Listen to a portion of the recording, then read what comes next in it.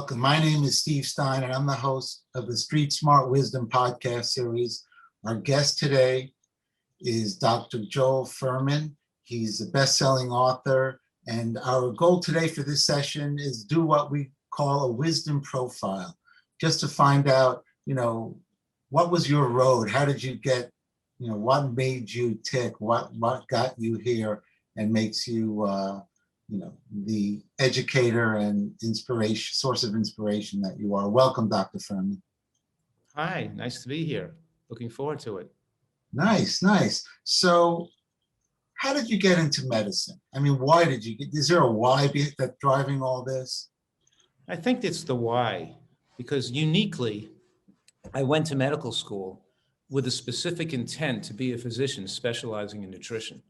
In other words, I didn't go to medical school with the idea I wanted to be a doctor so much or do what doctors do. I went to medical school because I was actually having a conversation at a party with a woman, and she was saying she wanted to go to medical school. And I must have been about 25 years old. And I was saying, why would you want to go to medical school for? Doctors generally prescribe toxic substances for diseases that are the result of people's diet and lifestyle. It's like hitting yourself with a hammer and smashing your hand into smithereens and then going to a doctor and taking a painkiller. The next day, taking a hammer and smacking it again.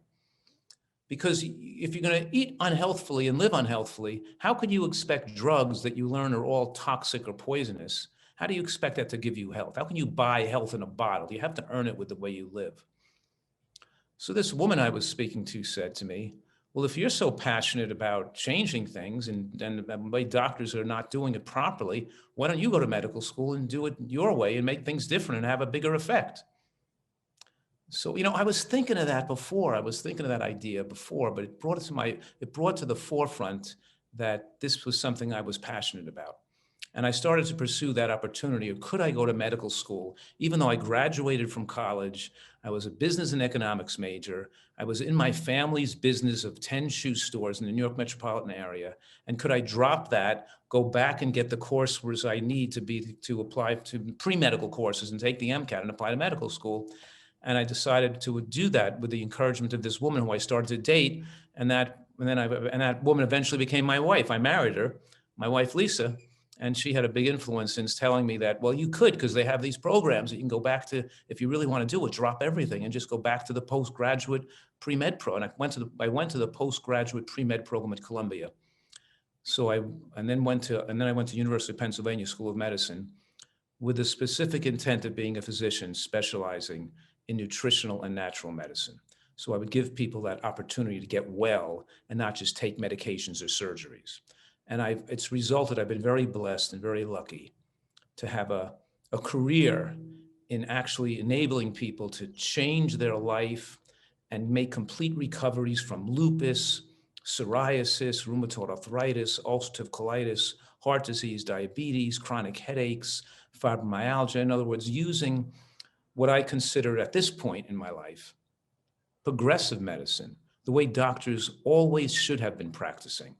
The way to practice that's most effective, because I'm making this radical claim here. And this radical claim is I'm saying the natural state of the body is not disease. It's not the inevitable consequence of aging. And it's not predominantly genetic. Genetics may play a role of 10% in predisposing us to certain illnesses. But our environment and our nutrition overwhelms genetics and controls the expression of genes. And you don't have to have multiple sclerosis. You don't have to get breast cancer. You don't have to have a stroke or get demented. Nutritional science has made such incredible advances that we know the causes of these things that are plaguing America. And we could give people the knowledge so they can live longer to 95 to 105 years old without having high blood pressure, diabetes, heart attacks, strokes, and dementia. And you don't have to fear cancer or get cancer. You can live in a manner to completely avoid that. It seems so radical because everybody around us is getting cancer and getting heart attacks and getting strokes and been on medication and they're obese and they're unhealthy and everybody's unhealthy aging. So it seems so impossible because everybody's so sick, but it's not. And what I'm also saying three more things here, and that one is that there's not one diet that's best to protect dementia, one anti-dementia diet. And then another diet that's going to reverse heart disease. It's the anti-heart disease reversing diet. And another diet that's going to prevent cancer or maybe make you live longer, prevent cancer recurrences and be best to, and a diet for that. Another diet for diabetes. No, it's the same dietary portfolio of nutritional excellence that works most effectively for all these common diseases. And I'm also saying is that not only can we prevent them from occurring, but when a person has chronic headaches, psoriasis, asthma, these high blood pressure, diabetes, the most effective remedy is excellent nutrition to enable people to get well and get rid of their psoriasis and get rid of their asthma and get rid of their diabetes and not need to be on medications the rest of their lives. Because inevitably the medications shorten lifespans, accelerates the progression of the disease and makes people worse. Let me say that one more time to be clear about that. When you have high blood pressure and you go to a doctor to get medications, first of all, you're not told the medications can increase risk of cancer, number one. But the medications work as a permission slip because now your blood pressure looks lower when you check it, but it's not lower. You still have the stiff blood vessels and you still have the same pathology, and the pathology continues to advance and get worse, but you're just not noticing it on the blood pressure medications. So it makes it look better, but so if you never had the medications, if doctors couldn't resort to a medication, they'd have to tell people, you're going to have to start doing some extra walking and exercising and cut back on salt and cut back on the food you're eating and the oils and the grease and the meats and start to lose weight and drop 15 pounds and get healthy and lower your blood pressure. Come back here 2 weeks later, I want to see your blood pressure low. But no, we don't tell people they have to make any changes. We just give them a drug, which is an enabler, permission. I call a prescription pad a permission slip, which allows the person to continue to live in the same unhealthy manner that they were started from and then they were doing to get the high blood pressure, and inevitably the problem advances. And a perfect example is the Accord study, stopped in 2008. The Accord study, they divided diabetics into two groups. One group got more medical care, more following from the nurse diabetologists and nurse practitioners to check their blood sugars every day, and for the doctors to adjust their medications to make sure their sugars were accurately controlled to be as low as possible. And the other group didn't see doctors that much. They let their sugars run higher, not as well cared for, not as well measured. The government had to step in and stop the study because there were so many huge amounts of deaths in the group with more medical care and more morbidity and mortality. Because more medical care meant more drugs, and more drugs meant more deaths. Because when you give drugs to lower blood glucose, you're doing it by pushing the failing beta cells in the pancreas that are overworked trying to keep up with their workload. You make them work harder and they poop out and you become more diabetic and people become more severely damaged. And so and the same thing is with blood pressure medications, because blood pressure medications, in order to get the systolic number, the first number down, favorably, so it doesn't damage brain cells or damage the kidney, it pushes the lower number down, the diastolic number down, often too low, which increases risk of heart attack, irregular heartbeat, sudden cardiac death, and atrial fibrillation. Then doctors got to give drugs for atrial fibrillation because the blood pressure medication caused the diastolic to be too low. Because diastole is the time when the peripheral blood vessels are recoiling inward, sending the blood back from the extremities back to the heart. The heart pumps the blood out, and the blood vessels distend in an elastic fashion and snap back. And when they snap back, that's called the diastolic pressure, the elastic recoil, the blood vessels, pushing the blood back to the heart. And the coronary arteries refill during diastole, not during systole. And when you take medications to lower systolic blood pressure, the body's now no longer creating the amount of pressure it needs to fill the heart.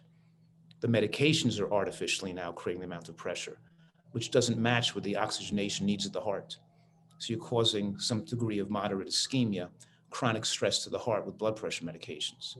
Wow. So you're saying that the people that had more in that study, the people that had more contact with the medical office follow-ups, they did worse?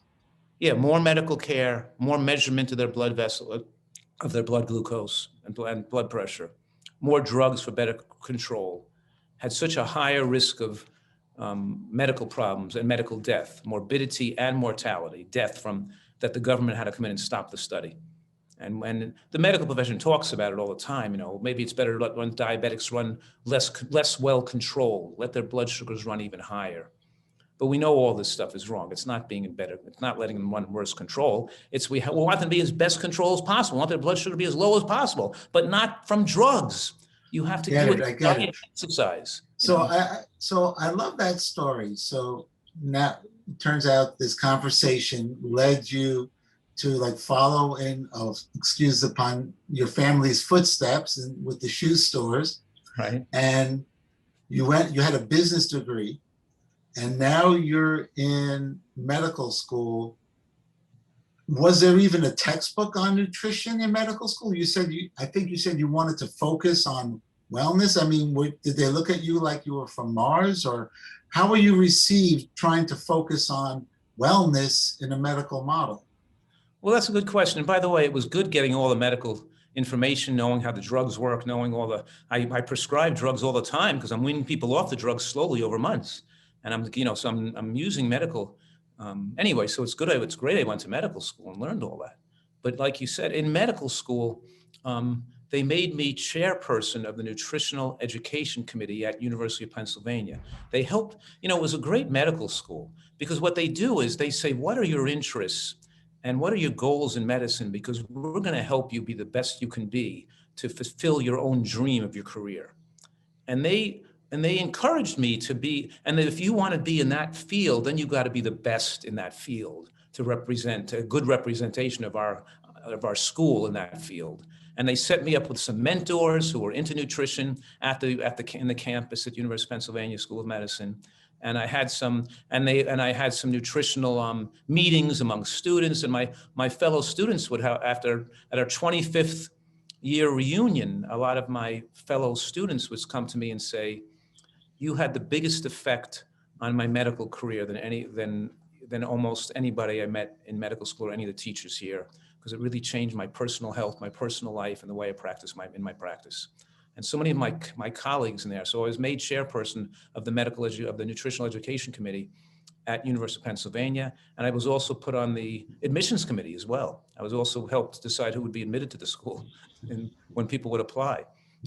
So yeah, they made that. So I was able to customize my own course of study in these extracurricular opportunities you had in medical school. You follow me? Yeah, wow, what a unique path.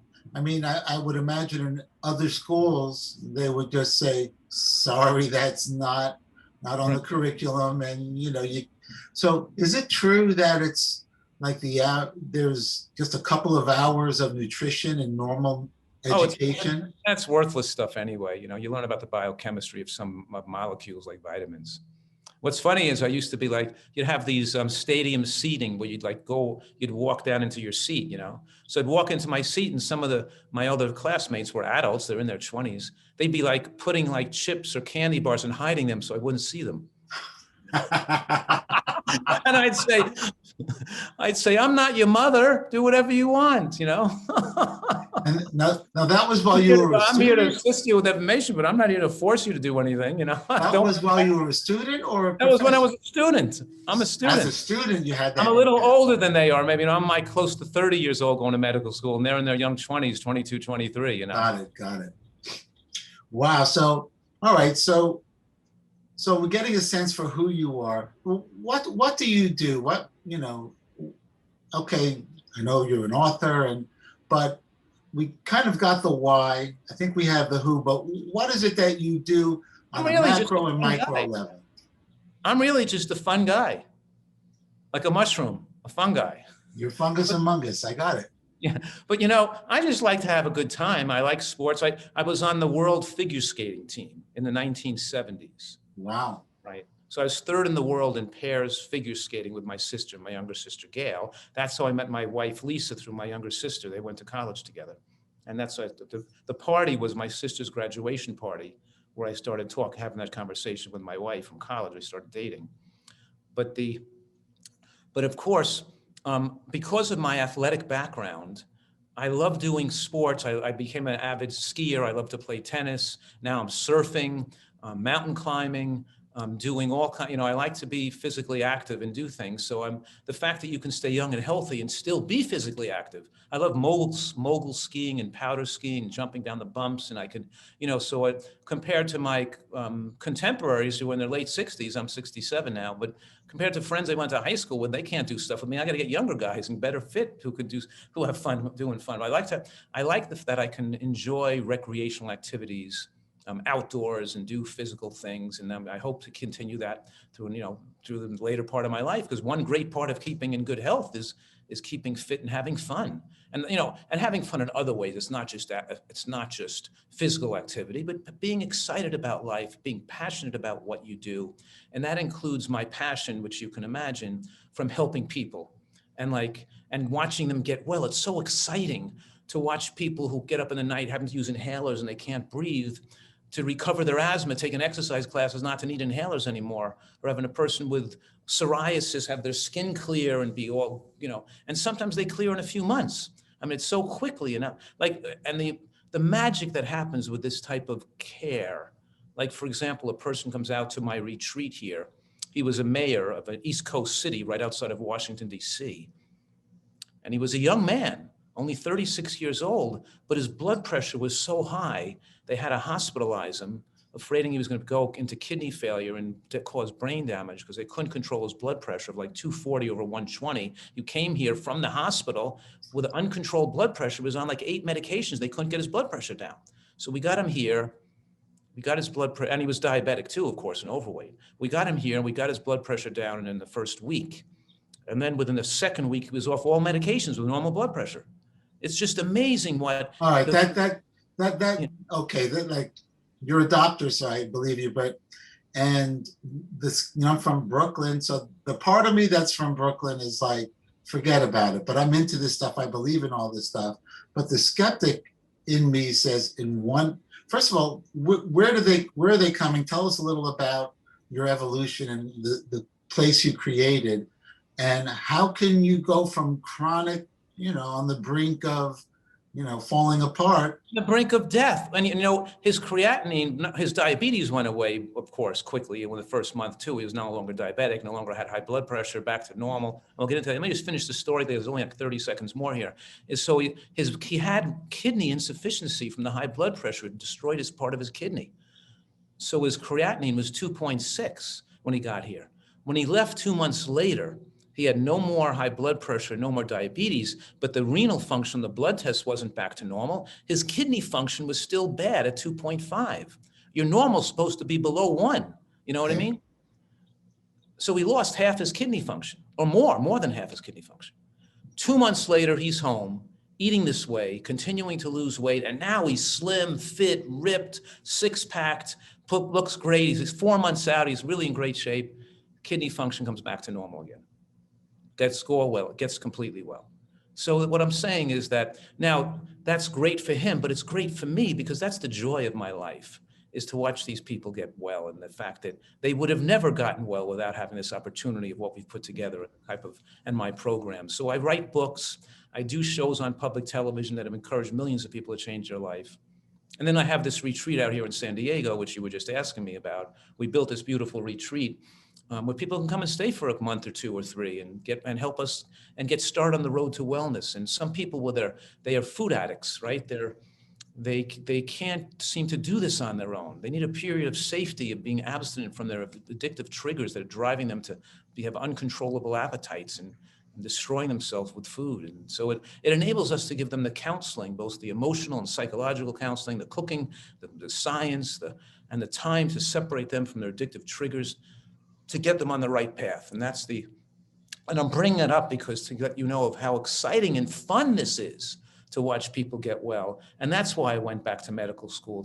It all circles back to this original questions of why, of how much fun this is, and how much the type of, that all these things I'm grateful for, and all the people who placed their trust in me to get well, and enabling them to transition and get well again has made them so grateful and so appreciative. And I'm so grateful and appreciative because it's just exciting. And I wish I could help more people, but you can only do what one person can do, Well, we're certainly glad to have you on the podcast. And I'm going to finish this segment up. Any last words? I mean, we did get a nice profile of what makes you tick. Any parting words? The parting words, I think, are um, that my message, so different, is that don't be satisfied with being ill.